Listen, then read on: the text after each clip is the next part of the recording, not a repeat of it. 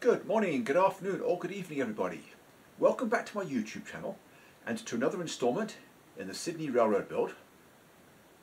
In the previous instalment of this series, I took care of a flyover and a grade that really kicked my butt, and it took me about 3 attempts to get it right. In this instalment, I make a different kind of progress. In fact, I make a huge amount of visible progress, building and installing the next 8 benchwork frames, which will actually complete the lower level of the peninsula. So without further ado, let's just head out to the workshop and make that progress. Well, I didn't make very many clips yesterday. After I got done with rebuilding the grade, I did several other small tasks and I built this next frame for the peninsula. I've got most of the parts ready for the next 3, one that goes on here and the 2 that go crosswise supporting the helix.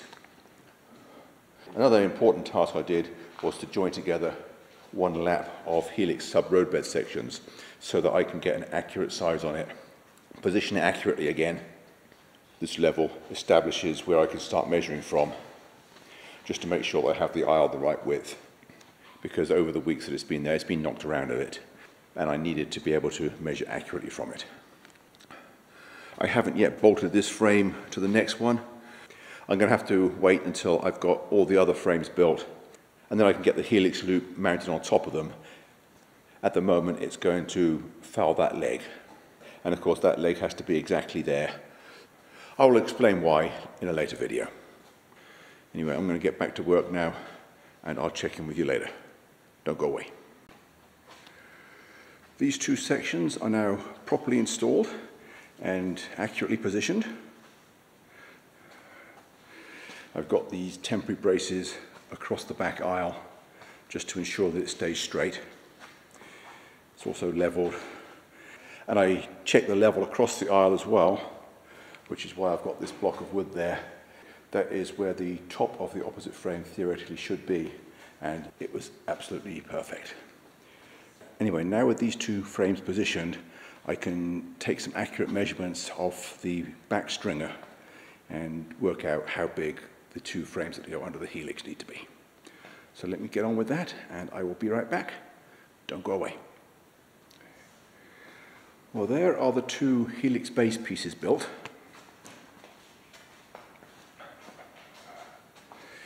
There will be a thin section bridging the gap across this end, and a similar frame, a thin frame across that end as well. They're only in approximately the right places. I just guessed.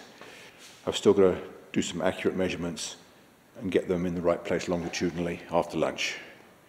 Also, I haven't built permanent legs yet because I still don't know quite what I need in the way of legs. So I'm going to work that out when I get back out here this afternoon. In the meantime, don't go away. I'll check in with you later. Well, there is the helix base built and installed. I've got this first helix lap, well, placeholder for the first helix lap, just tacked down with 6 screws. Well, it's in exactly the right place laterally, but it's still several inches lower than the bottom of the helix. It does, however, make a great job of holding everything nice and square. This thin strip across the front is just a placeholder, just to make sure these 2 frames are the right distance apart. And notice there is a 3/16 reveal at that point. That is to allow for the thin plywood that goes around the edge of the helix. I'm sure some of you may be wondering why most of the joists on these 2 frames are still missing. Well, that's because the Z-shaped joists use up a lot of plywood and take a long time to create. So I just did the critical ones that way. The others I'm going to build out of 3 pieces, just zigzag it from 3 straight pieces. But I felt it was best to leave those out until after I finish messing around with the helix base, because each joist I add restricts access just a little bit more. Anyway, with the helix now positioned in the room, I can fill those in. I'm not sure if I'm going to do that next or if I'm going to build the next frame that comes out here. Well, I've just been thinking, And before I do either of those two tasks that I mentioned just now, there's something else I need to take care of. This frame in here is too high. The dispatcher's desk needs to sit on top of it. And the top of that frame is 31 inches. I need to cut it down by 2 inches so that the desk ends up at the right height. It's not difficult. In fact, I'd already figured out how I was going to do it before I built it. It's just that I got carried away building the frames and I forgot to lower them. So I'm going to have to go backwards just a little bit before I can go forwards again.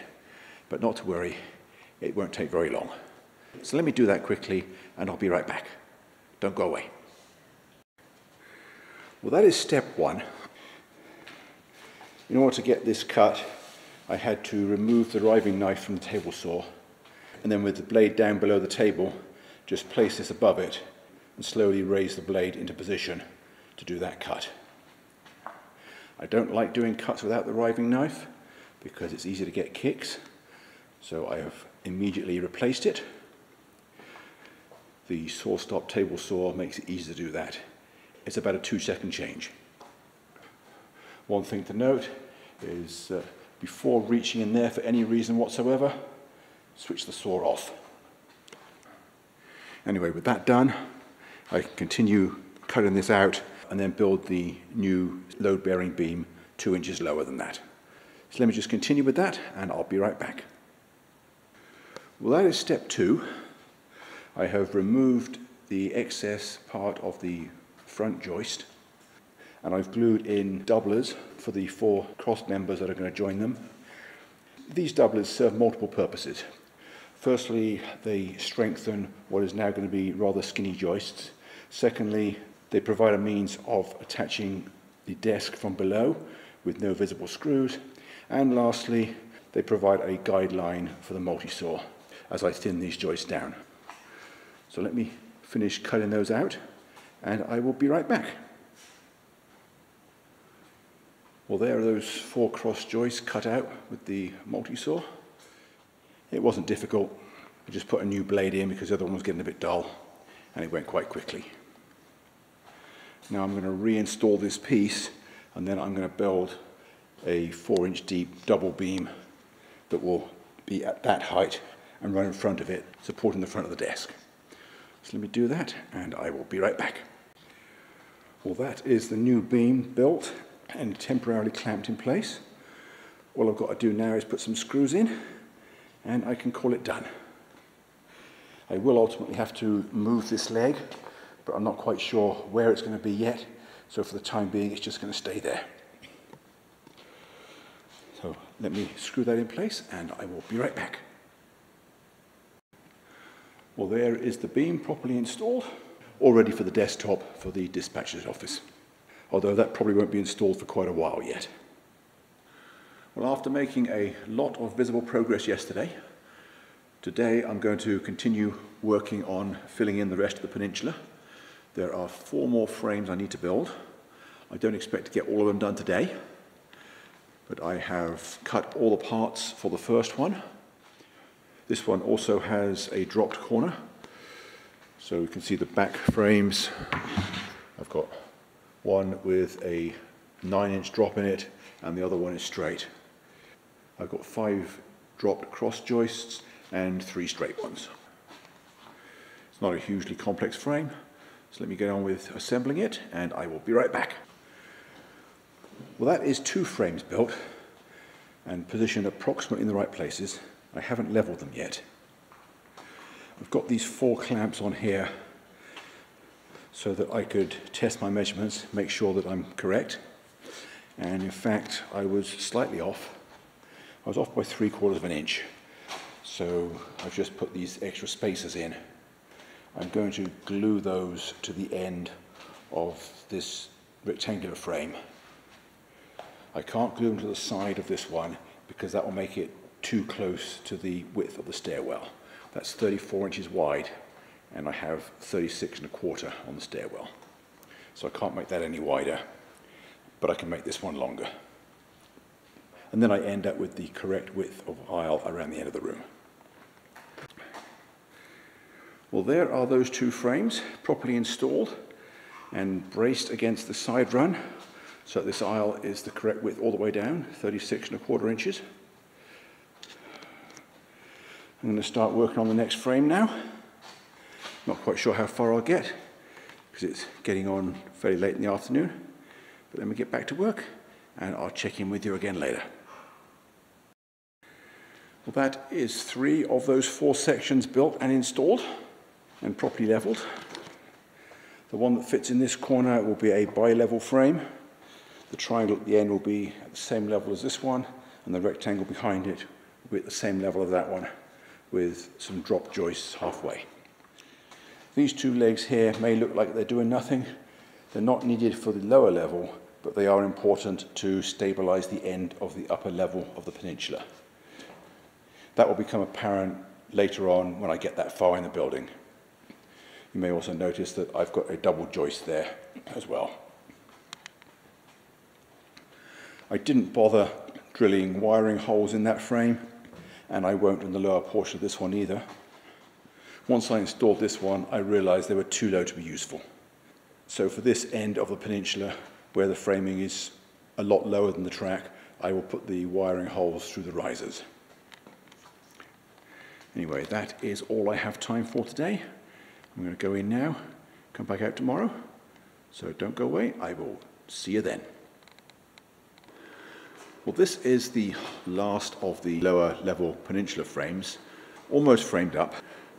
I'm just missing the diagonal piece across the corner. I'm going to install it before I put that piece in. That way it's easy to make a slight adjustment if necessary, just in case one or both of the frames either side of it are not perfectly square. I think they are, so it should work, but it's a lot easier to do it this way around than it is to risk having to redo it if I'm not quite right.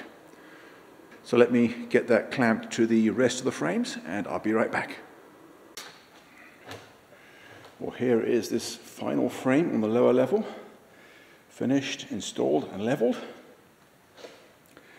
I still have a bit of time left this morning, so I'm going to work on filling in the missing joists along this side, and that should probably take me up to where I've got to go.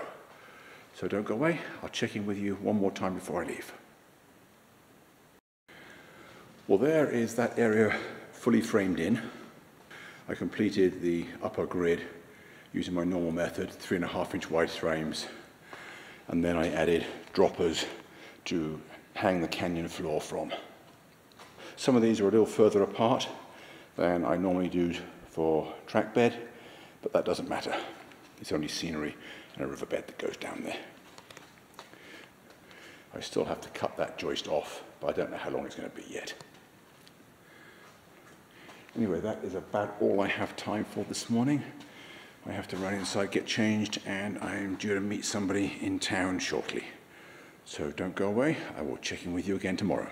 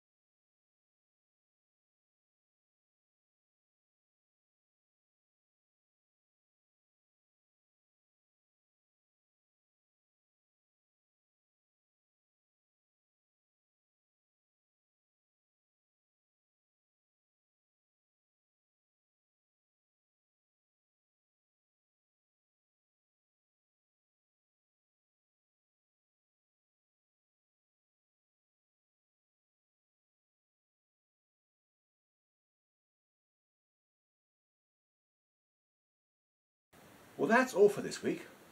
I hope you enjoyed this video and the extreme amount of progress therein. Hope you found it useful or interesting, or both, and I hope to see you back next week.